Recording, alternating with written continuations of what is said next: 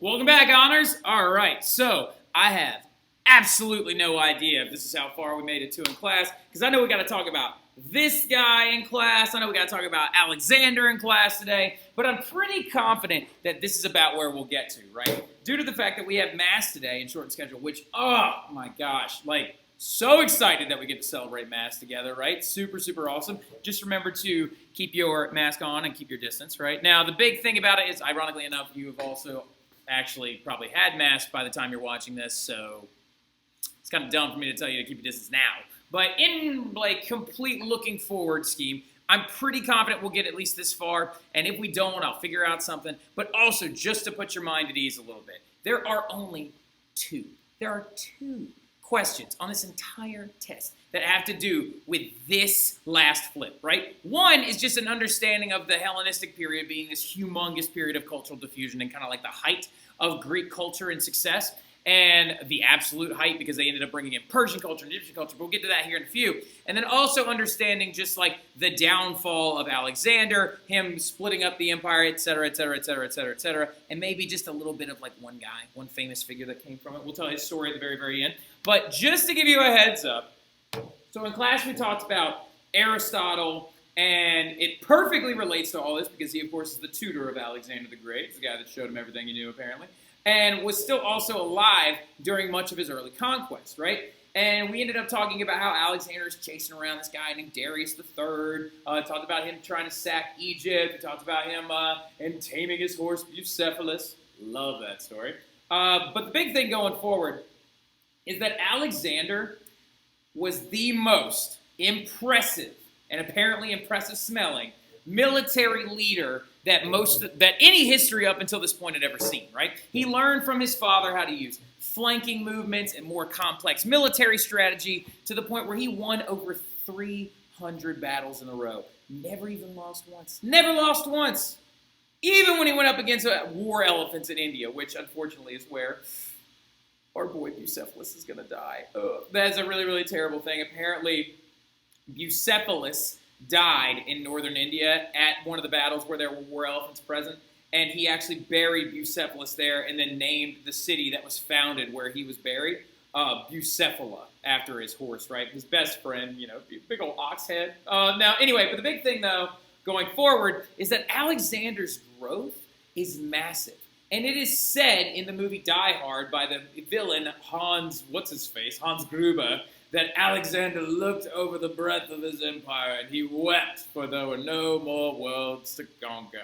So apparently, following the death of Bucephalus, and also following the fact that he conquered the Persian Empire in totality, and he took over what is the known Greek world, right? The world to the Greeks. They had no clue that there was an entire sophisticated civilization on the other side of the Himalayas. They had no clue that there were all these other civilizations, including southeastern China, as well as the Mongolians and their entire civilization on the growth, on the rise, right? They had no idea. They had no idea. So they took over what was the known world. And apparently Alexander would begin to do two things. One, he got very, very sick and ill, but before that, he also began to drink alcohol nonstop. He actually started imbibing way too much. And so before setting out again, we're not really sure, but following the conquest in northern India against those war elephants and following the expansion of the Hellenistic Empire and the growth and expanse of it in its height, because check this out, Hellenistic Empire map. All right, so this is the Hellenistic Empire at its absolute biggest, and as you can see, it's massive, right? So he went from Macedonia all the way to northern India and all the way into Egypt, right? Which is absolutely redonkulous, right? It's huge. And so once he returned back to Alexandria, oh yeah, by the way, he named over 70 cities after himself. Every time he would take something over, he'd be like, oh, let's call this one Alexandria, and that can be Alexandretta, and then this can be Alextown, and then that can be Alexopolis, and then they'll be like, you gonna name anything else? And they're like, Bucephala, how about that? All right, so anyway, but moving forward, he did become ill, and he died of a sudden fever. Now, we don't know specifically what disease killed him, but we believe it's probably somewhere in line with possibly several different things. Yellow fever, malaria, possibly flu, infantile. We're not really sure. Some people say that he was poisoned All right, so which is way more entertaining to talk about.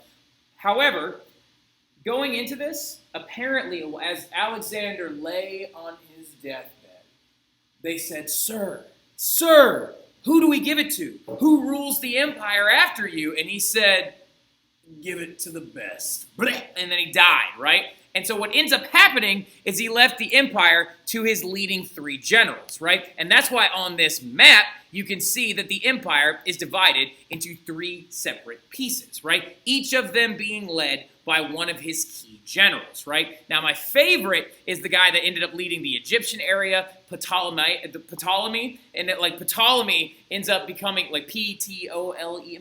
Ptolemy actually tried at one point to say that he was the rightful ruler of the Hellenistic Empire over the other 2 generals because he had Alexander's body, right? He had it in tow, and he kept it preserved in a giant vat of honey.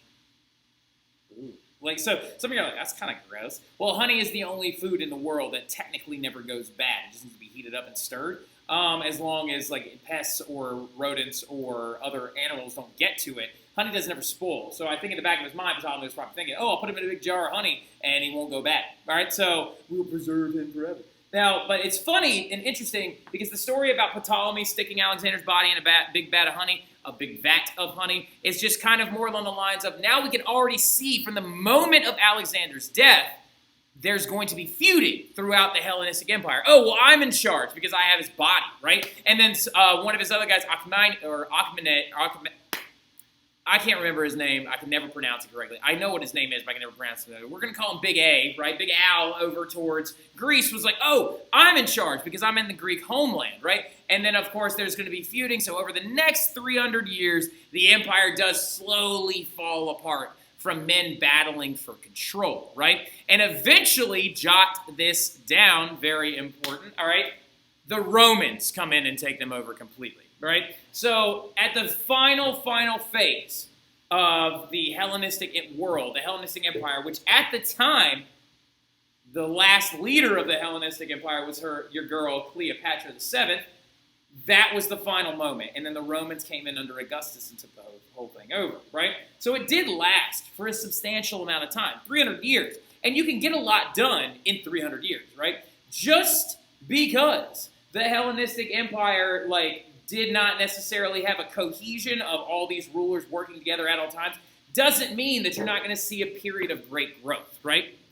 So, what you got to understand is the Hellenistic Empire comes after the death of Alexander. So once Alexander dies, the Macedonians are now, their big empire wrought, taking everything over, is kind of done, and we're checking out of that now, right? And now we're entering into what is known as the Hellenistic Age, right? The last Greek time period and the one we study the least. Simply because it's more about the movement itself, and I could talk for days. I could talk for days about the Hellenistic Empire, but I do feel that you've already learned so much about the front half that we can kind of just cruise through this, right? Now, what the Hellenistic period is and why it's going to be such a huge period of growth is because it's a blend of Greek, Persian, Egyptian, Indian cultures, all of them coming together and showing the best attributes of each culture to one another, and just this massive moment of cultural diffusion. And it's super important because Alexandria, Egypt becomes like the Mecca, the capital of all of these things coming together, right? Alexandria, Egypt is the capital of this new empire.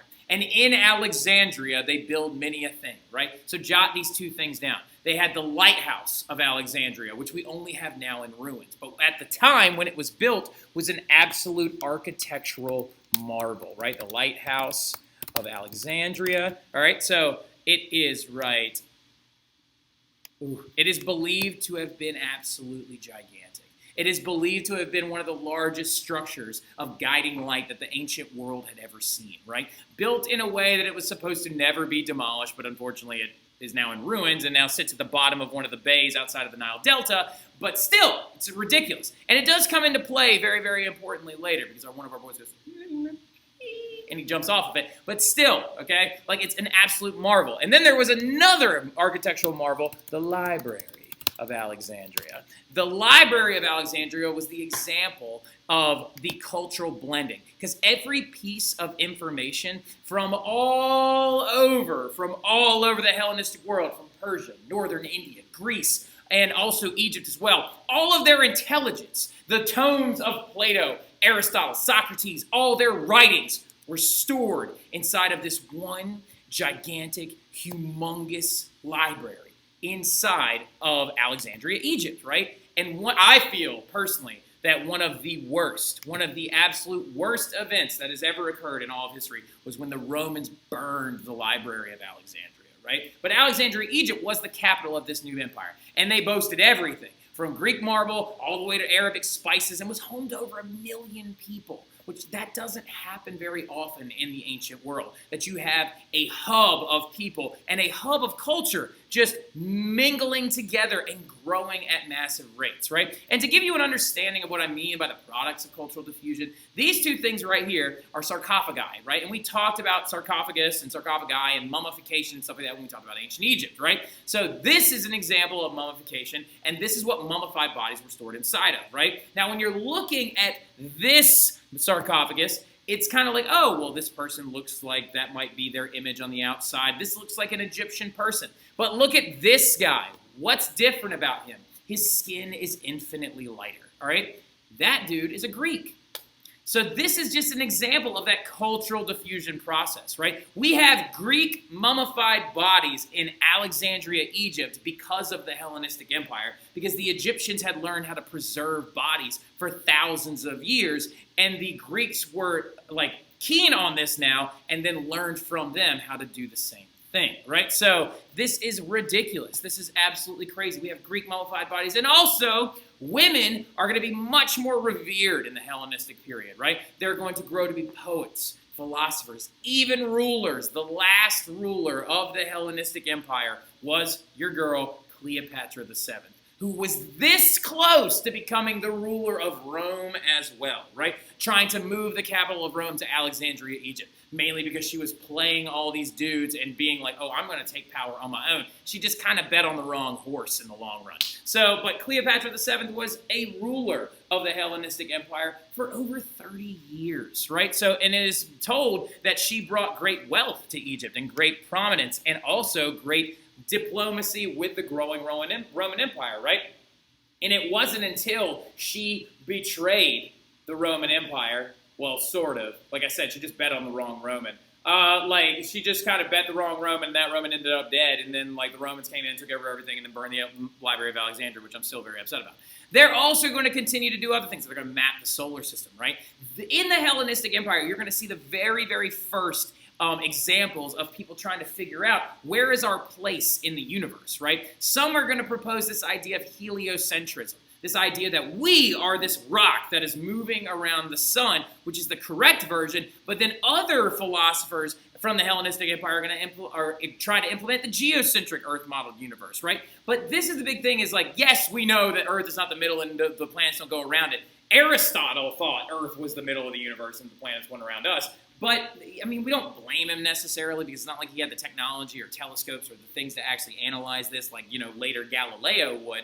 But the thing about it is just the debate alone is an image of the Hellenistic Empire trying to argue and understand and wrap your mind around the Earth's place in the universe, right? You're also going to see advances in medicine, right? Advances in medicine when this guy shows up named Hippocrates, who brings in this concept of the Hippocratic Oath. And Hippocrates leapt forward certain ideas of medicine, of trying to keep wounds clean, trying to perform simple surgeries, trying to do all these different ideas. And he created this thing called the Hippocratic Oath. And the Hippocratic Oath says that a doctor has an obligation to help those who are sick regardless of their economic value to society, right? So this is crazy. You're seeing massive advances. And then the dude, oh, that's the Venus de Milo, actually. This is a piece of art also from the Hellenistic Empire period, which is going to show some massive leaps forward. But then this guy is the guy in the Hellenistic period, right?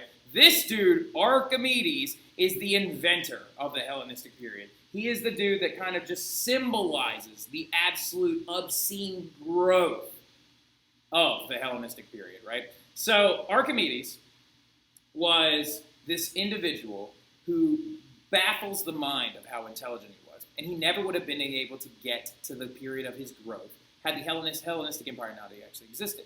He invented some simple things, like the Archimedes Screw, which you can actually see right down here, which was the very, very first simple well right? Where literally you could actually put the Archimedes screw down into a water level that is lower than where you need to get it to, and by just turning a crank, it will lift the water up and then dump it into a bucket at an elevated position, right? Very, very ingenious idea. He also apparently developed a heat ray, which can be seen right here, which used mirrors and magnified lenses to try and set ships on fire out in the water. Now, it didn't work, right? It never actually worked. But still, just the idea that you're learning that a concave lens focuses light and the intensity of heat coming from the sun is still a massive development. Ironically enough, this never worked, but he did develop these cranes that could be used if an enemy vessel was trying to siege a city, where literally a hook would drop down into the water and a crane could be pumped by humans to lift the boat up and out of the water and possibly tip it over. So, ironically enough, his heat ray didn't work, but other things did. He also came up with a bunch of math junk, like trying to find the area of a parabola and all this other stuff, and it's called like the law of diminishing, not the law of diminishing returns, but this idea of trying to find smaller and smaller and smaller triangles inside of this parabola to hopefully end up finding the area of the parabola in and of itself. So Archimedes is a genius, right? But the biggest story about Archimedes is his theories on density, right? His theories on density, water displacement, and the volume of an object, right? Just to show you a little quick thing about Archimedes and how smart he was. Apparently the king, the tyrant of the Hellenistic Empire at the time, who I can never remember what his name is, but he showed up to Archimedes and was like, look, my goldsmith made this crown for the gods, right? I employed this dude to make a crown to show tribute to the gods, right? And he says it's pure gold, but he's kind of a shyster. Like he thought he was kind of a sketchy guy, and he thought his goldsmith was trying to screw him over, right? And so he was like, I don't know if there's silver also inside of this, right? I wanted a pure gold crown to honor the gods, right? But I think he might be trying to like kind of one-up me or kind of rip me off, right? And I think he might have put some silver inside of it to just kind of diminish the amount of gold used so he could make more money off the top, right? And Archimedes looks at him, he's like, oh, well, this is a simple fix. Just cut the thing in half and look inside of it. He's like, no, no, no, no. I want you to figure out if there's silver inside of it without hurting the crown at all. And Archimedes apparently was pacing around and he just couldn't figure out how to like find out if this crown had silver inside of it and or if it had more gold inside of it, right? And so he's sitting around, he's like, you know what, I need to go take a soak. I need to go to the bath. I need to go sit in my bath. That's where I do all my best thinking, right? So he goes to a bath, public bath actually, and there's a huge tub there waiting for him. And he goes and he sits down in the water and he gets in there and he's like, wait a second. And he looks over at the water while he's getting down inside of it. And the level of the water on the edge of the tub rose, right? Because he and his weight displaced a certain amount of water, right? And it displaced the exact volume of his body that was submerged inside the water. And so he sits there and he's like, wait a second, silver is lighter than gold, right? So it would have to be a bulkier crown. The crown would have to be too big if it had a little bit of silver inside of it. So all I need to do is make a pure gold version of this crown and then put both of them in water. And if they displace the exact same amount of water, then that crown is made out of pure gold. But if the other one displaces a little bit extra, it means it's got impurities inside of it. And he freaks out and he goes, Eureka, Eureka! And buck naked, he starts running through the streets of Alexandria saying, I got it, I figured it out, I figured it out. And it turns out that it did actually have some silver in it, and that dude ended up dead. But still, you know, a naked man running through the streets is okay, I guess, if you're a genius. All right, so, like, anyway, actually, that's not true. Nobody should be doing that period. All right, now, anyway, but that's the Hellenistic period, right? That is the end of Greece. I will see y'all later. Go ahead and start studying your study guide. If y'all need any help, please come see me, okay? Y'all have a good one.